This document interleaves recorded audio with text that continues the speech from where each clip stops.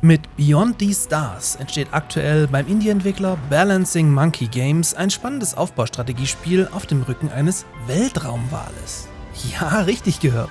In diesem abgedrehten Setting, welches stark an The Wandering Village erinnert, sollt ihr fortan eine ganze Stadt errichten, dabei eine Beziehung zu eurem Lebensraumspender aufbauen können, mit dem ihr durch die Galaxis reist und später sogar auf andere Aliens trefft.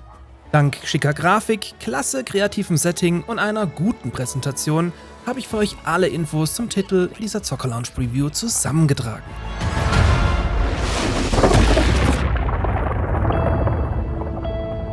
Beyond the Stars ist der Nachfolger zu Before We Leave aus dem Jahr 2011, bei dem es sich um ein seichtes, stressfreies Aufbaustrategiespiel handelte, welches völlig zu Unrecht in der Masse komplett unterging.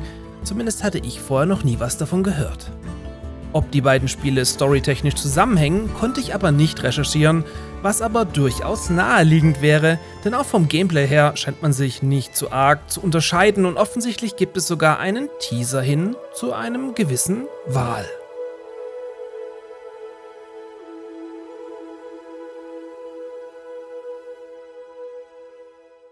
Zu Beginn einer Partie in Beyond the Stars landet ihr also mit eurem Raumschiff auf dem Rücken von Keva, einem Weltraumwal, welcher zukünftig das Zuhause eurer Peeps darstellt.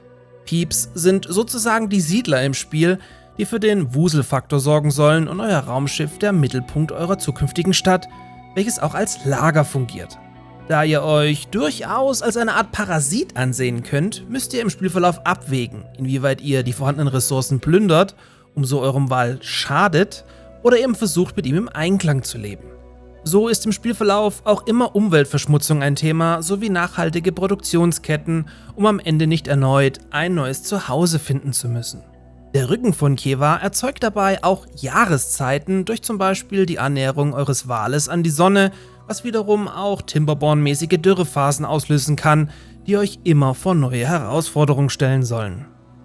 Während eurer gemeinsamen Reise durchs All, in der eure Peeps nach und nach lernen, Einfluss auf Keva zu nehmen und so die Flugrichtung zu beeinflussen, trefft ihr auch auf Aliens, die wiederum darauf schauen werden, wie gut oder schlecht ihr mit eurem Wal umgeht. So knüpft ihr neue Kontakte und erhaltet so neue Technologien.